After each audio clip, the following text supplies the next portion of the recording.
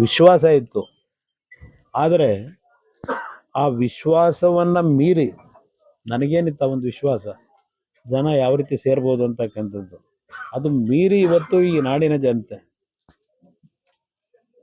ನಮ್ಮ ತಾಯಿಗೆ ತೋರಿಸಿದಂಥ ಆ ಒಂದು ಕೊನೆಯ ಹಂತದ ಸಾಂತ್ವನವನ್ನ ನಮ್ಮ ಕುಟುಂಬಗಳಿಗೆ ಹೇಳ್ತಕ್ಕಂಥದ್ದು, ಅದರ ಜೊತೆಗೆ ಅವರು ಅವರ ಹೃದಯದಲ್ಲಿ ನಮ್ಮ ತಾಯಿಯ ಬಗ್ಗೆ ಇಟ್ಟಂತ ಒಂದು ಗೌರವವನ್ನು ಅವರು ತೋರಿಸಿರ್ತಕ್ಕಂಥದ್ದು ಏನಿದೆ, ಬಹುಶಃ ನಾನು ಒಂದು ಆ ಸಿರಿವಂತ ಸಿನಿಮಾದ ವಿಷ್ಣುವರ್ಧನ್ ಅವರದ ಮರಣ ಆದ ಪಾತ್ರದಲ್ಲಿ ಯಾವೊಂದು ಸಾವನ್ನ ಅವ್ರಿಗೆ ಬಂದಾಗ ಅವರು ನನ್ನ ಸಾವಿನ ನಂತರ ಯಾವ ರೀತಿ ನನ್ನನ್ನು ಸಮಾಜ ಗುರುತಿಸ್ಬೋದು ಅಂತಕ್ಕಂಥ ಒಂದು ಸನ್ನಿವೇಶಗಳನ್ನು ಅದರಲ್ಲಿ ಚಿತ್ರಿಸಿದ್ದಾರೆ.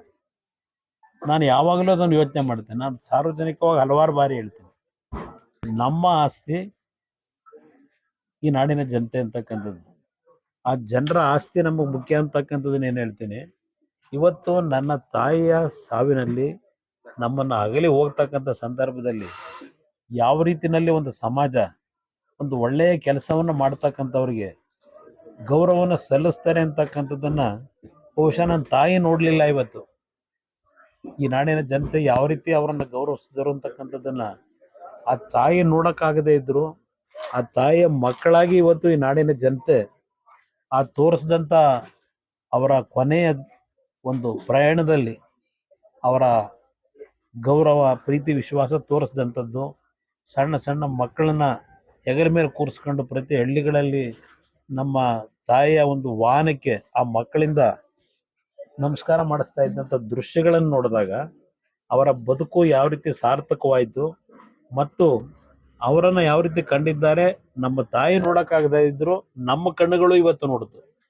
ಅದರಿಂದ ಇವತ್ತು ನನಗೆ ಒಂದು ವೈಯಕ್ತಿಕವಾಗಿ ಒಂದು ಸಂಕಲ್ಪ ನನ್ನ ಹೃದಯದಲ್ಲಿ ಬಂದಿರೋದು. ನೆನ್ನೆ ಒಂದು ಮಾತು ಹೇಳಿದೆ, ನಾನೇನು ಹಲವಾರು ಬಾರಿ ಹೇಳಿದ್ದೇನೆ, ಈ ಮಣ್ಣಿಗೆ ಹೋಗೋದಕ್ಕಿಂತ ಮುಂಚೆ ಈ ನಾಡಿನ ಜನತೆಯ ಋಣ ತೀರಿಸಬೇಕು ಅನ್ನೋದು ನಾನೇನು ಒಂದು ಮನಸ್ಸಿನಲ್ಲಿ ಸಂಕಲ್ಪ ಇಟ್ಟಿದ್ದೇನೆ ಅಂತೀನಿ.